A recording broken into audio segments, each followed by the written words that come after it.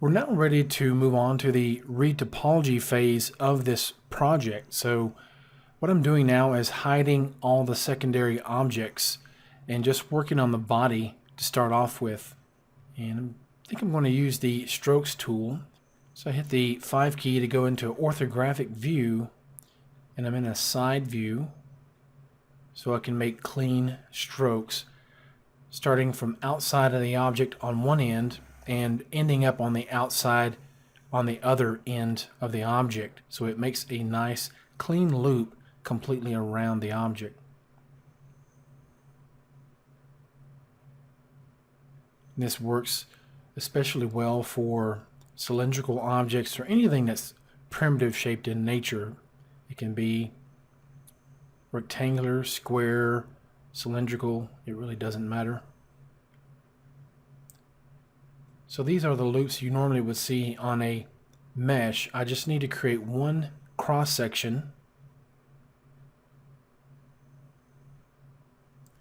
and set the number of rings or segments, and when I hit the enter key you can see it creates an entire mesh just from those loops.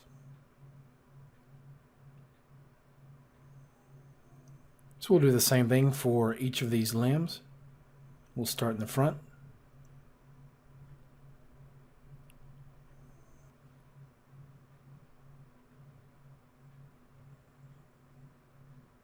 Again, each of these are going to correspond with edge loops that are going to be on the resulting mesh. So you can try to go light in order to keep the geometry very low poly, but at the same time, sometimes if you don't give it enough, when you hit enter, some of your geometry is going to dip below the surface of the voxel object.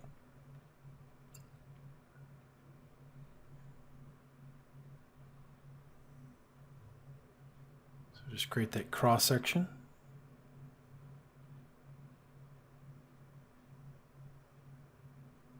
I have to stop the line so I can zoom in real quick and create another line, and then just click on the end point and drag it over the top of the other to completely join both lines together. I hit the enter key to create the mesh, and I'm going to continue doing the same thing on the rear limb. We really only want to do it to one side because we can do a sim copy to copy the mesh to the other side when we're done.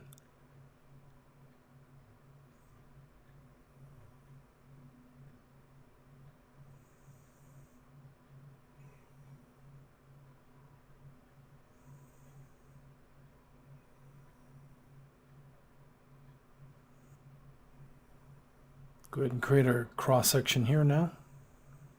I'll start on the very point and come back toward the very center of the object. You can click smooth to smooth that line if you need.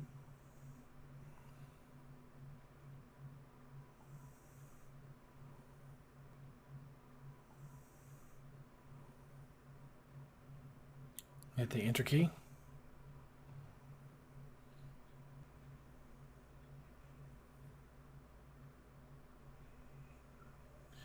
Let's now try and work in the neck region.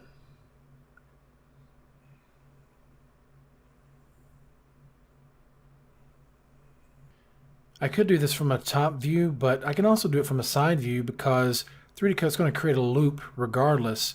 But what it's going to do is going to create a loop around that limb that was in between. So all I have to do is just click on that loop and hit the delete key.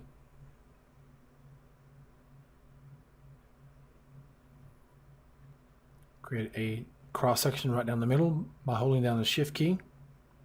Need to undo. And for some reason it didn't create all the geometry that I need. I'm going to click on that other line and delete it. I'll try it again. There we go.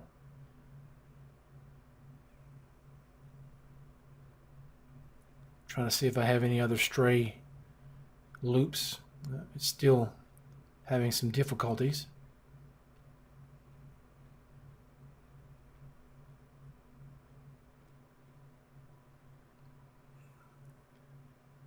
I'm going to retry this from the bottom view.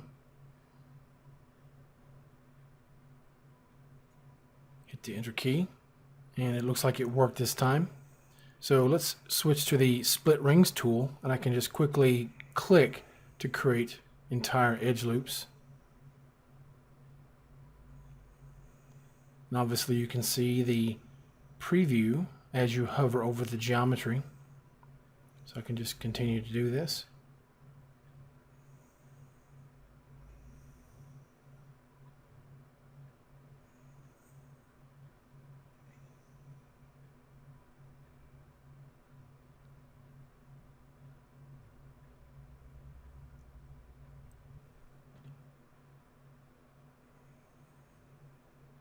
Just trying to see if I need to add some here on the tail section.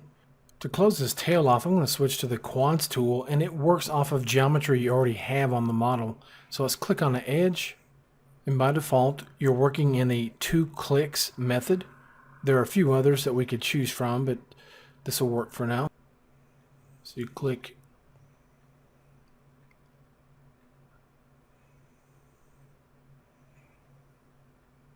your 3rd point and your 4th point, and it should create a quad for you. It's a little bit tricky on the end there. So you click on the initial edge you want to start from. Again, your 3rd point and your 4th point. And it will highlight the individual vertices as you're hovering over it.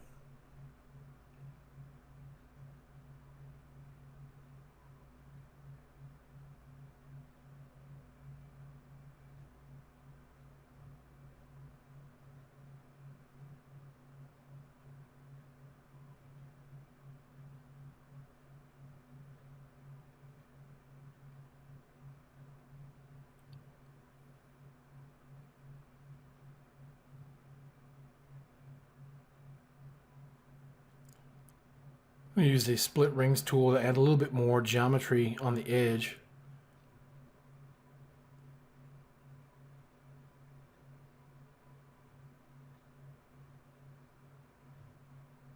I'll go back to the quads tool.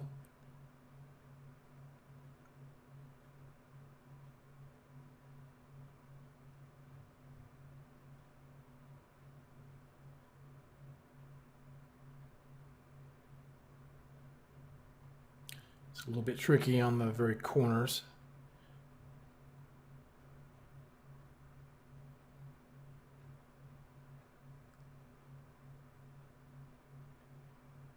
And tight spaces.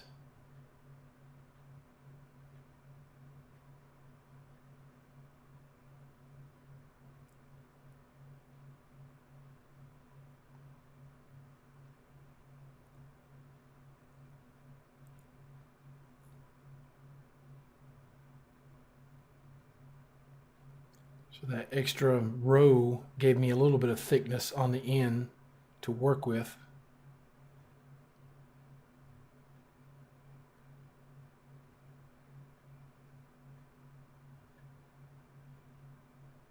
Go to the brush tool, kind of massage some of these vertices or polygons into place. Go to move vertices, switch to vertice mode, and I'm going to weld that over the top. So anytime you're using the move vertices tool, when you move vertice over top of another, you'll see a little red highlight, and that indicates that it's going to weld the 2 vertices or multiple vertices together. Use the split rings tool once again to add a little bit of extra supporting geometry on the very end.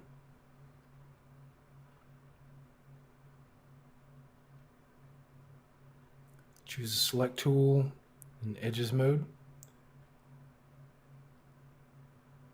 Select that one. And I have a hotkey set for edge loop. With that done, I can choose the extrude tool. Sometimes this works, sometimes it does not. And it's largely contingent upon working with a cylindrical or, again, a spherical or rectangular shape, because it's trying to provide a preview of where it's going to place new geometry. It works really well on appendages like fingers and limbs and things of that sort. We're ready to start connecting some of these up by switching back to the quads tool, and I'm going to change the method to direct. I'm creating a preset here so I can quickly get to it. Name it quads direct. So instead of going through the menu each time, I can just click on the preset. So this one is fairly good. You can get a nice little preview, and instead of making 2 clicks, you really only have to make 1 click because, again, you're seeing a preview. Sometimes it doesn't line up the way you want, but in certain areas of your mesh, it works really well. It's a lot like using the strip modeling method in a standard 3D application. Going back to the split rings tool to add a little bit more supporting geometry.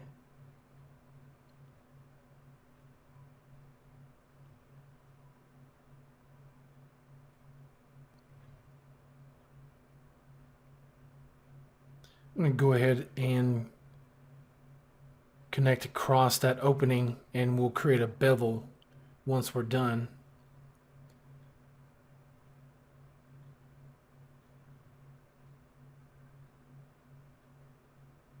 So I'm going to go back to the brush tool just to kind of massage some of these vertices into place.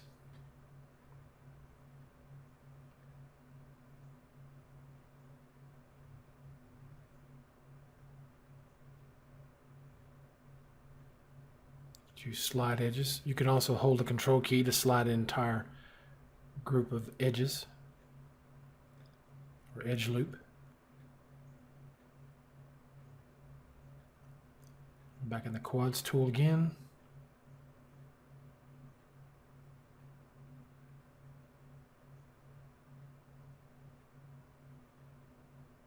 Just trying to decide how I want to make this flow.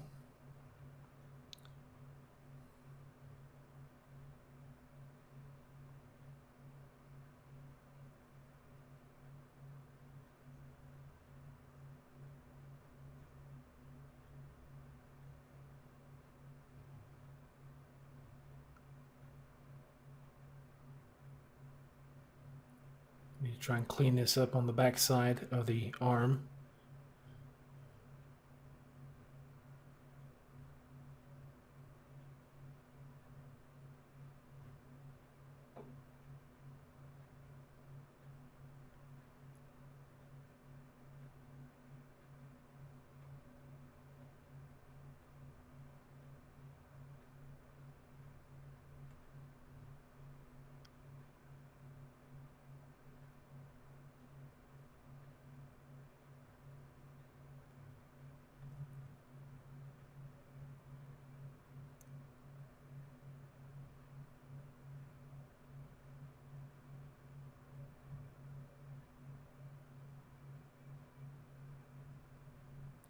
Select delete polygons to delete a few. Then go back to the brush tool. Kind of rearrange the topology here.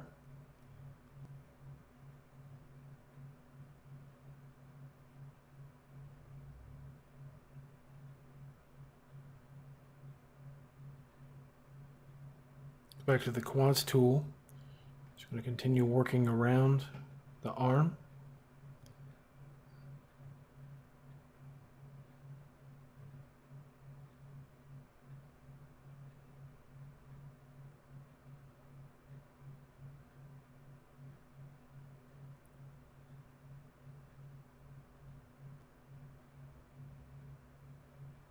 Go back to slide edges, hold the control key.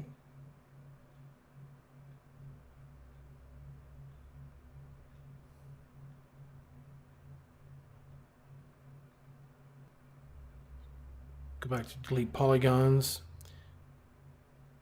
And if you haven't noticed, it's a lot like putting together a jigsaw puzzle. So I'm just trying to disconnect those two and rework this.